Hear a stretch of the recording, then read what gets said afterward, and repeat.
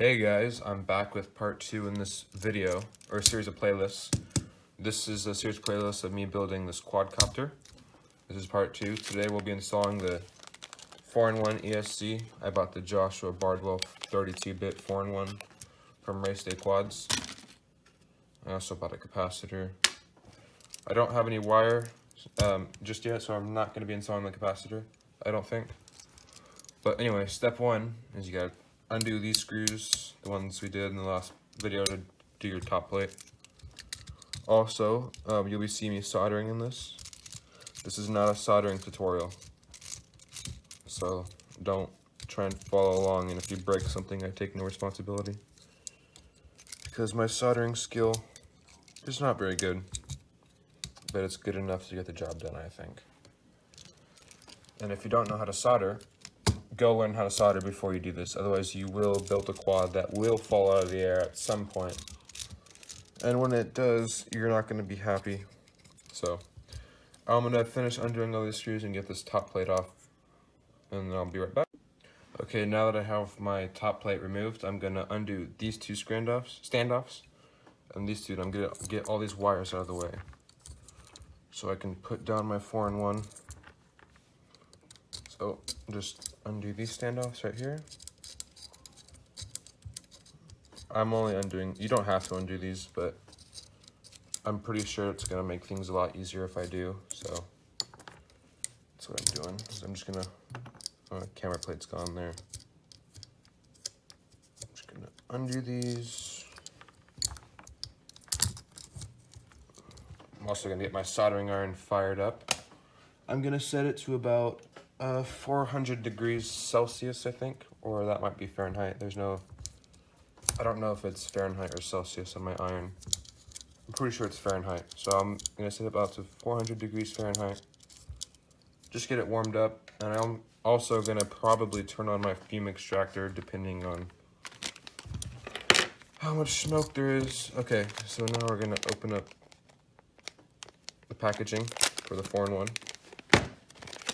So with the 4-in-1, with the Joshua Bardwell, you get obviously an ESC, then you get a small set of gummies, and you get a wiring harness for your flight controller, because this does come with the signature edition flight controller that should be compatible directly. Okay, now that we have this out of the box, I'm probably going to wear an anti-static wrist strap. You don't have to, but I'm going to, because I do not feel like destroying the ESC because of static electricity. Wow, that's pretty small. Oh no. Oh, I almost dropped it there. That would not have been good. So there it is right there in all its glory. There's the back. Pretty nice. Looks good. So it's a 30 by 30, so it's just gonna go right there on those mounting holes. And then I think I might as well put the gummies in. Yeah, I'm gonna do the gummies right now. Okay, so I'll pitch it back on when I have these gummies installed, because it's kind of a pain.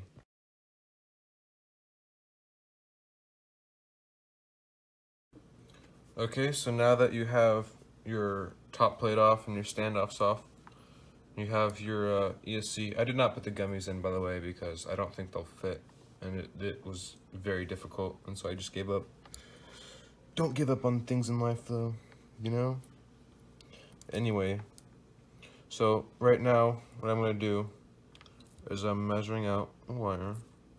You know what, actually, I need to tin the wire first, or tin the pad first. Sorry, my wiring in the garage is very bad. That is my fume extractor, in case you're wondering what that noise is. That's what that noise is. Okay. So,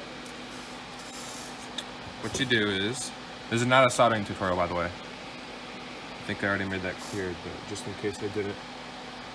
By the way, I'm also going to 600 degrees Fahrenheit, just because it's better for these larger pads. Don't do 400 degrees, it'll take too long.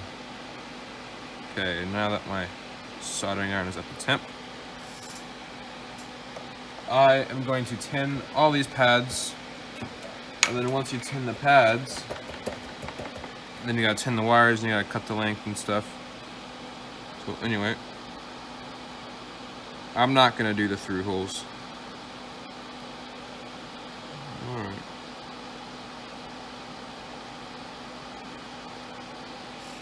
Ooh, that's a bad joint.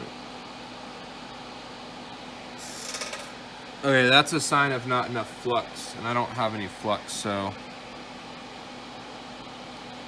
usually the solder has flux inside of it.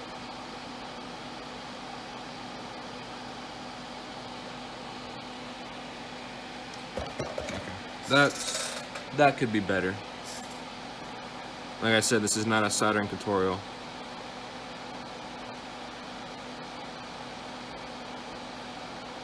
See, that right there is what you want. The second one right there, that one is better.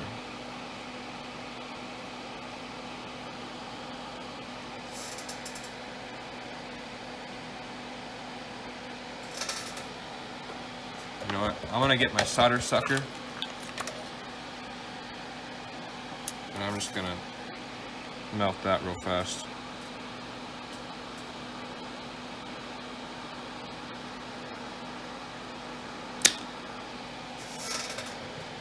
That also works. Okay. Retune the pad.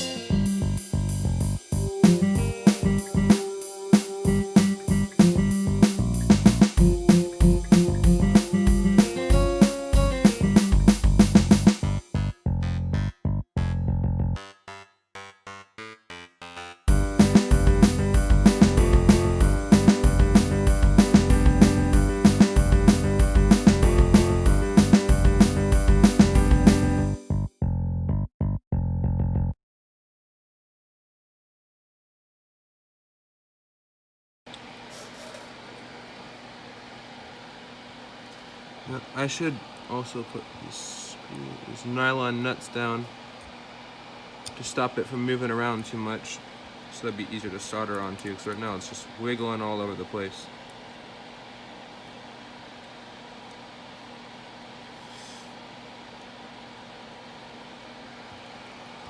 Okay, that's one down. Also, it doesn't matter which wires you solder which pads. As long as they're not bridged, you can change the direction in software, because different ways of doing it will make the motor spin in different directions, but like I said, you can change that all in software.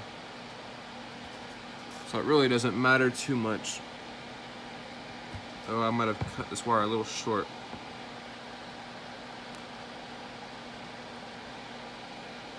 Okay, I'm going to tin this wire.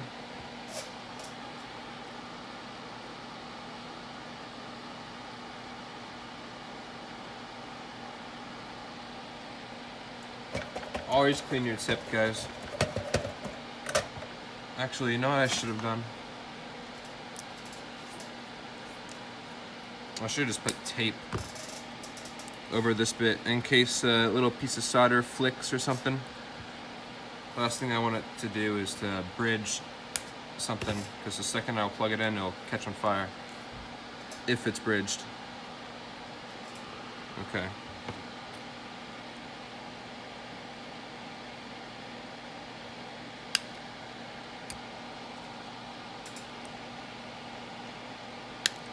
Okay.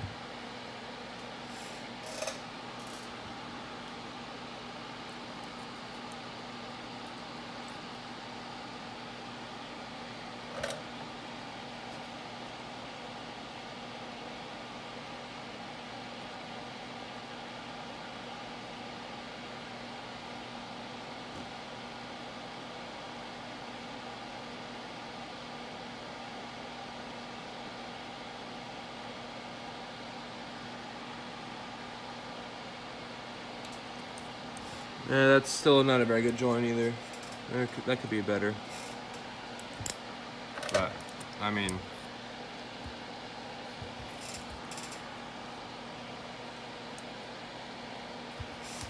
Alright.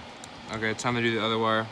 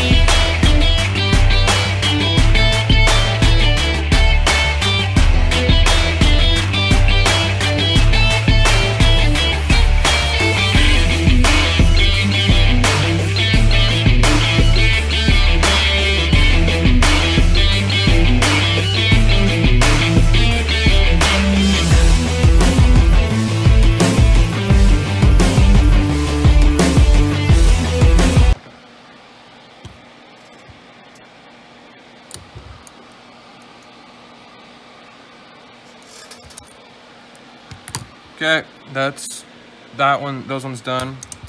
Spin the motor, see if they do a braking, because if they're shorted together, there will be a braking effect on the motor, and that's called fet drag. Here, I can demonstrate. If I short these two pads with something metal, you see how the motor doesn't spin much, but now if I unshort them, see how the motor spins way longer?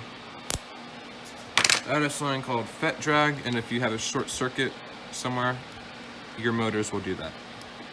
And you do not want your motors to do that, because if your motors do that, the second you plug in a battery, you'll get some magic smoke. And magic smoke means you magically have to pay money for a new ESC and everything. So you don't want magic smoke.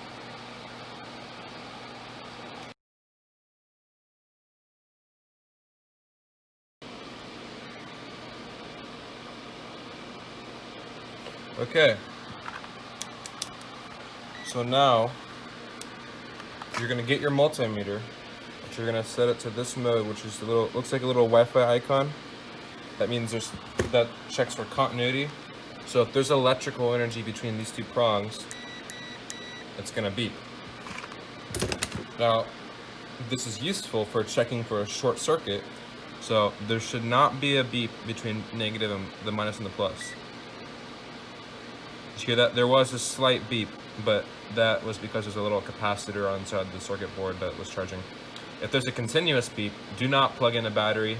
I repeat, do not plug in a battery. You will destroy something if there is a continuous beep. But there's not, and so I did not bridge anything, thankfully.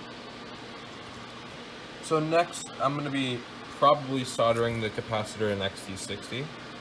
So, I'll put you back on when I'm ready to do that. Now, I'm going to solder up my wire for my XT60. So, I'm going to do that, but first, I'm going to get these little nylon nuts that came with the standoff kit that I posted the link to in the other video. And I'm just going to tighten them and get this ESC mounted so it stops flopping around. Okay, and now I'm going to solder the capacitor and everything to the ESC. So it should be the last bit of soldering to the ESC if I'm lucky. And by that I mean as if I screwed something up. So you're going to see me just tin these pads. Nothing special about tinning some pads.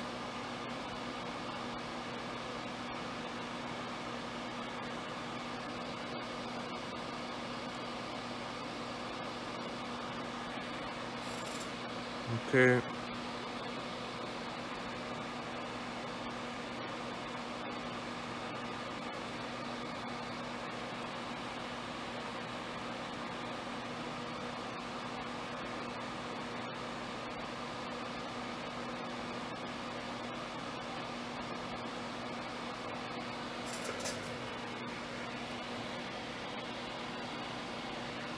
That capacitor isn't soldered down.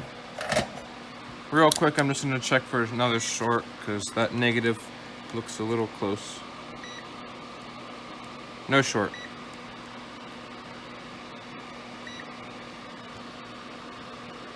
Make sure you guys have the negative end down right, because if you don't, this guy is going to go boom.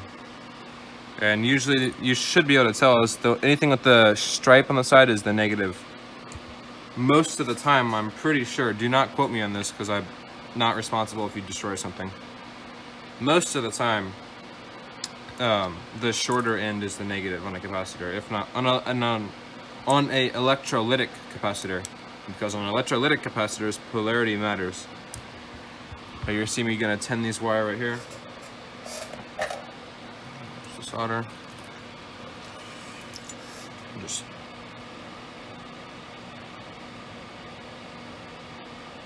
tinning.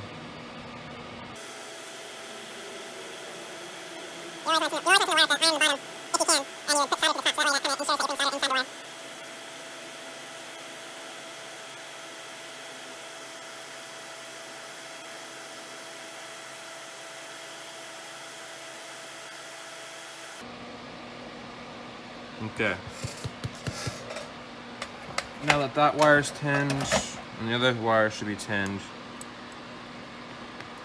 it should be as simple as just cutting it down to length a little bit.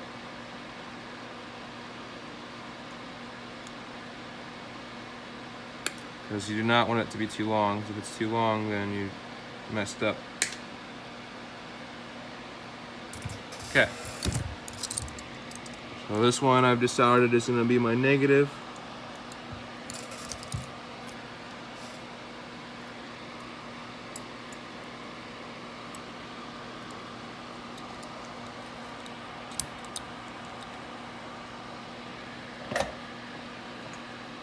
For this pad, you're gonna have to crank the heat up to max because the negative is got a lot of grounds everywhere on the circuit board, and those all can absorb a lot of heat with each other. So you want as much heat as you possibly can go. That's where you want till you see the whole joint become liquid.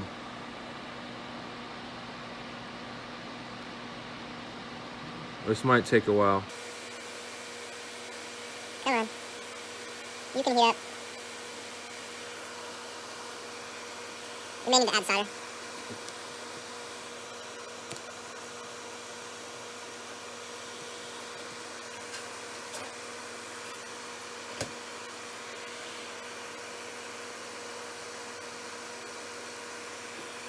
That's still not all the way attached. I'm gonna have to add solder here.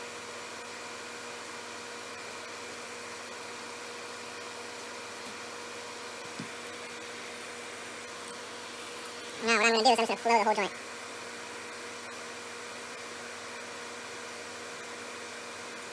Flowing the joint means the whole joint becomes liquid.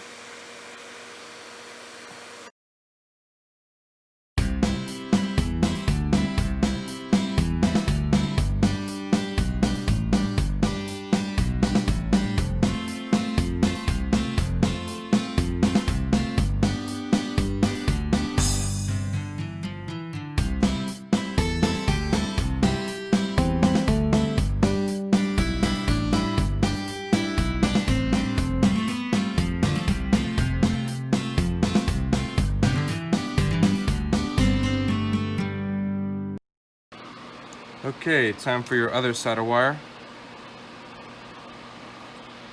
Same process.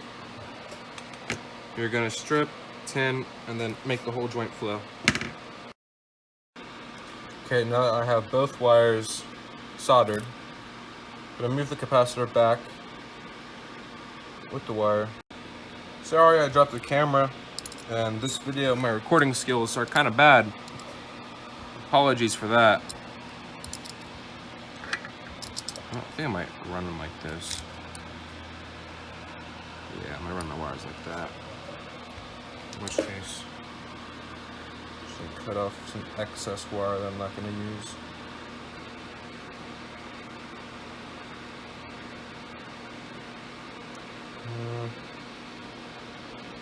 I'll do it about there.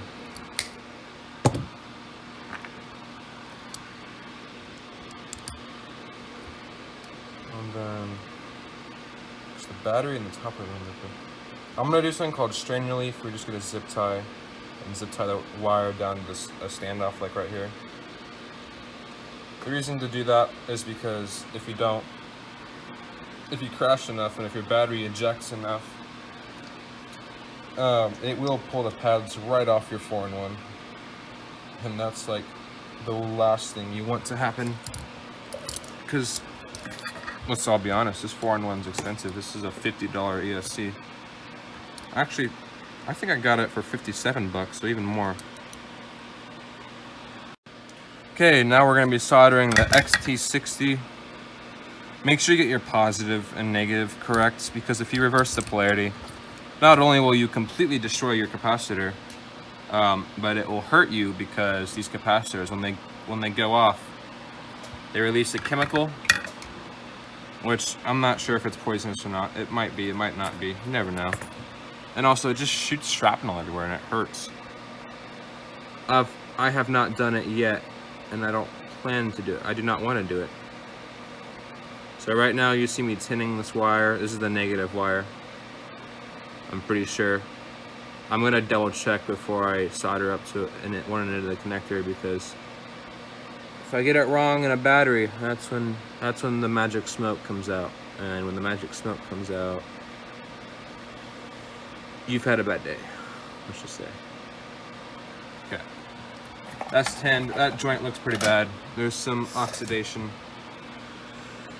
which, I mean, if you're gonna be soldering for NASA, they're not gonna like that. They will not accept this joint at all. But we're not soldering for NASA, are we? Just getting something to hold this wire down. Figure out a way to solder. That's for you Europeans, you get one solder. And I'm gonna continue to keep saying solder from now on. Some solder. That probably just made everyone cringe. Okay, so just melt that. Make that easier to fit. I wish I had some helping hands. I mean, I do, but I'm using them. Ouch! Oh, I burnt myself. I do have helping hands, but I'm using them to hold the camera. So.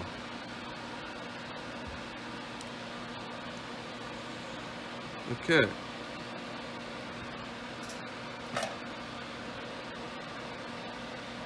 And now we're just gonna heat this wire up until it melts and becomes part of the XT60.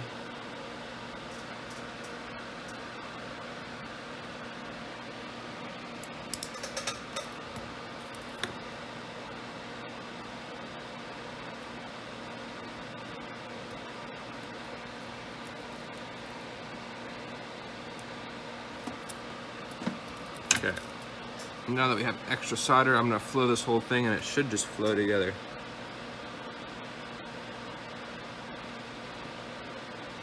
And it has.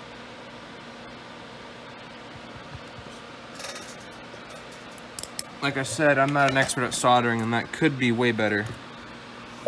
But it's not gonna be, because I'm not gonna catch up on it anymore. You see me just sliding the heat shrink over there? I'm making sure that that's my negative, because when I plug this into a battery, that has to be correct, because if that's not correct, you're gonna have... I know I keep repeating myself on that regard, but it's very accurate information. You do not want to have smoke. Finally, I found my lighter. Just gonna shrink that down.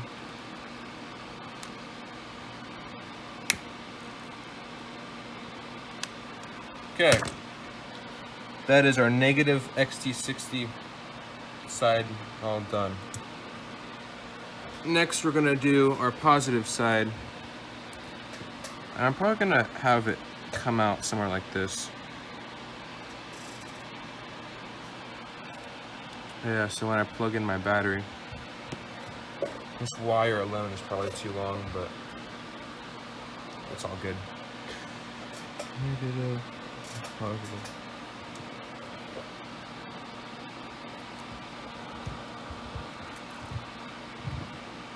Actually, this capacitor I bought was a American. I thought it was printed on the capacitor, but it was a sticker. But since, as I did I did electrical tape, I'm not gonna do the sticker, because you know what? I'll put the sticker on my controller or something. Just because I like stickers for my drones. And you know, I'm patriotic, I love my country. So, I might as well put an American flag on some part of my gear. It would be cool if it was on the quad though. And I could just like fly in and be like, yo, what's up? Bald eagle here. Sorry, I'm going on a tangent because I'm trying to concentrate. And when I concentrate and talk, usually I just spout off gibberish. that no one understands what I'm saying. Ouch, that burns. You might be saying to yourself, well, no dir, you just soldered it, but you'd be surprised on some people, especially me. I'm not very aware sometimes. And that may or may not be evident in the video, but we'll see, won't we? Finding some red heat shrink because I like to have red and black labeled at least somewhere on the wire. Yeah, because this one's positive and that one's negative. And you want it to be correct for obvious reasons. That way you'll know or not when you plug in your battery. And if you effed up, oh, pardon my French there, sorry. Don't worry about that beeping, that's my multimeter signaling that I left it on too long and it's turning itself off. My multimeter does do that. I think a lot of digital multimeters do that.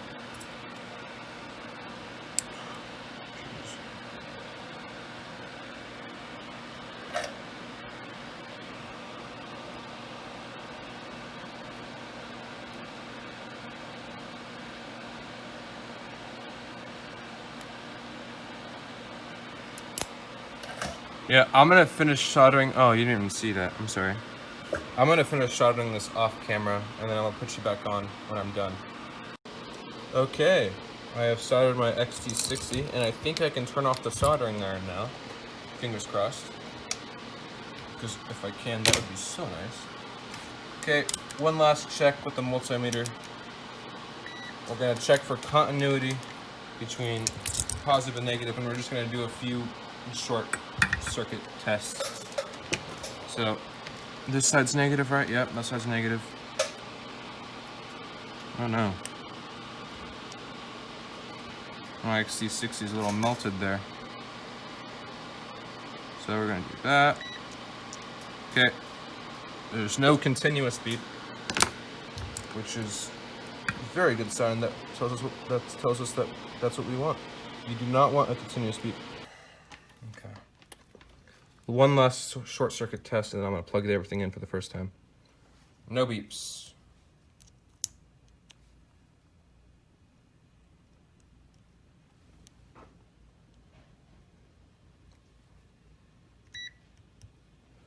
Okay, it should be good to plug in.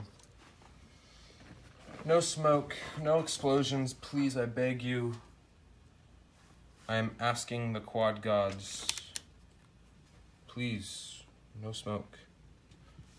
Because smoke is very, very bad. Sorry, you'll see me looking for an adapter right now. Come on, where's my 30 to 60? I don't have any 4S batteries. This is a 3S for my small 3-inch. It should be good enough to get the voltage should be there.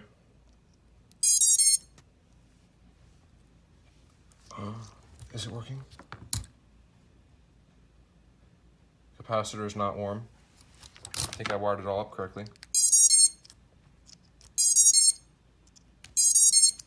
I think it works, guys. Oh my gosh, I think... Dude, this is actually the first time I've ever soldered something that works. No joke. From scratch, anyway. So, one last plug-in. Oh, that's so nice. No, I'm just plugging in. The 4-in-1 came with this harness. This harness lets you plug into your flight controller. Don't force it in. Just be careful when you're doing it. And also...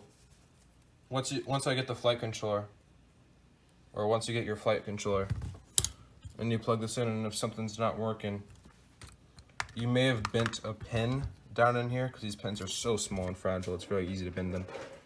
You may have bent one, and if you did, that's no big deal. You can just easily bend it back. I just realized, I don't even need to be using those nuts, I could be using these things. I'm dumb. Which... actually would make sense if you think about it, because that's less space that these nuts are taking up, and it allows me to put the next layer because I'm going to be mounting the flight controller directly on top of this. Theoretically, if you get the Joshua Bardwell 4-in-1, or not, I already have the, I meant to say was, theoretically, if you get the Joshua Bardwell flight controller, it's just plug and play between the flight controller and the ESC, which is the reason why I got the ESC, and I'm planning to get the flight controller, but the flight controller is out of stock right now, so I have to wait. Oh yeah, I forgot. I also have the foldable propellers, otherwise known as the floppy proppy, which is kind of a funny name. Okay, now that we finally have finished all that, I'm gonna add my top plate, which I'm excited. Finally have a top plate again, which means that I have been successful.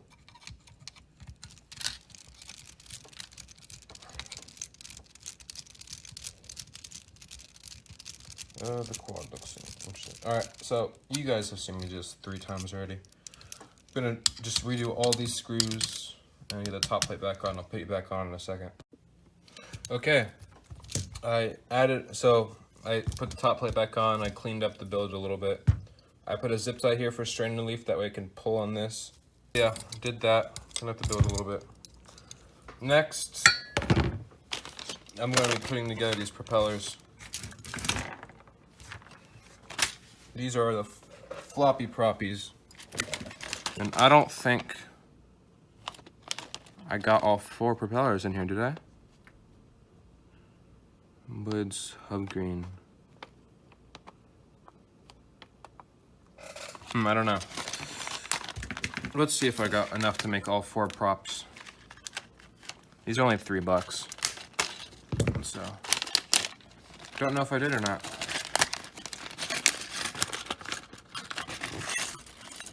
Oh, I think I did. How does this go together? Oh, what? They just push on? That's not very smart. The reason that's not very smart is because what if this comes apart mid-flight? There's no screws like to secure it down extra. Okay, also make sure you have the pitch of the blades right. So whichever direction the blades are going to be spinning, you need the larger end going there. Otherwise, it'll be very inefficient, and actually to my surprise, it will fly. I'm seeing some people on YouTube mess up. It will fly, but it's gonna be loud. You'll know something is up.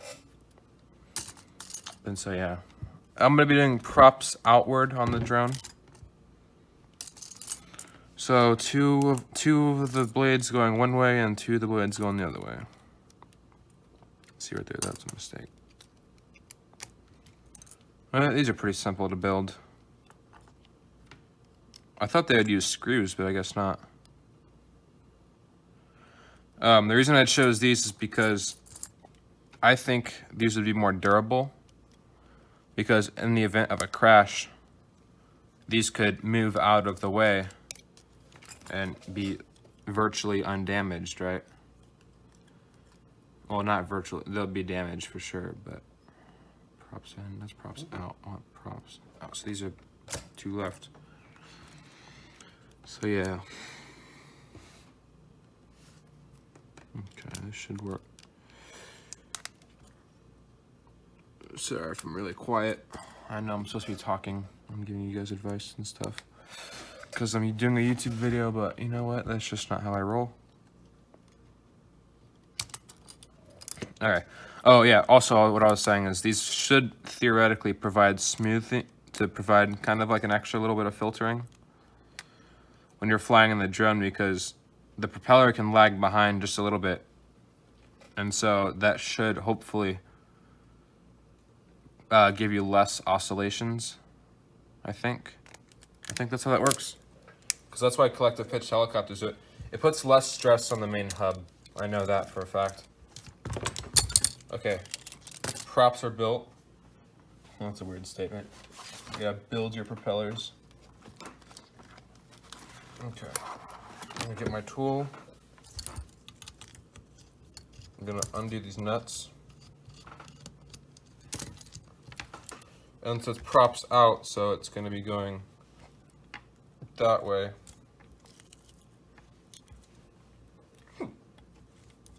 I'm putting the props on here just because. Hold on, let me get my... I love this tool, by the way. This tool is the best, in my opinion. It's so good.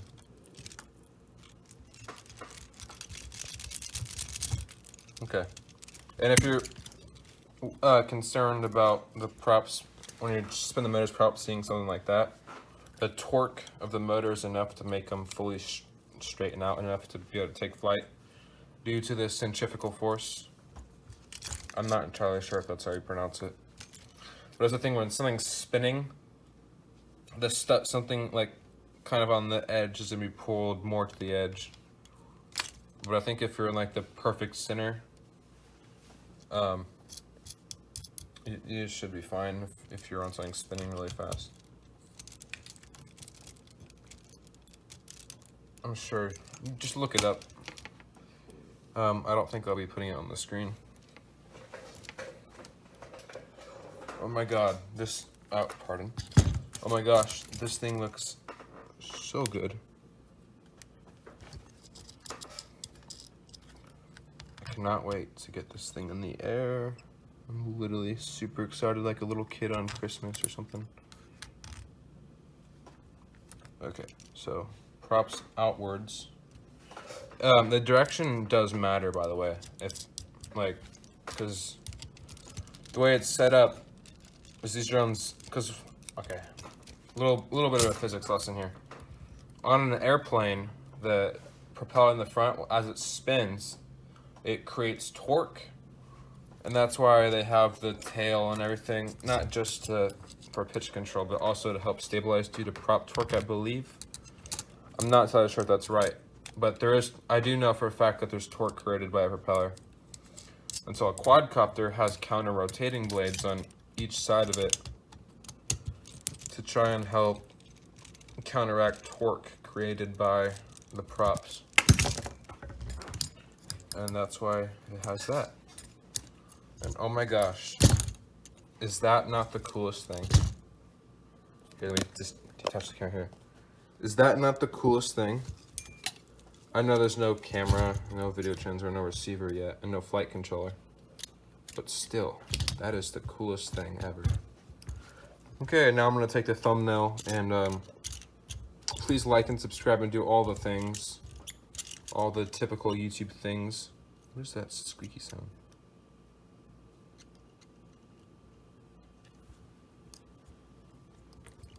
That's just the prop flapping off. Okay, I was like, wait a minute. So yeah, please like and subscribe and do all the things. Goodbye.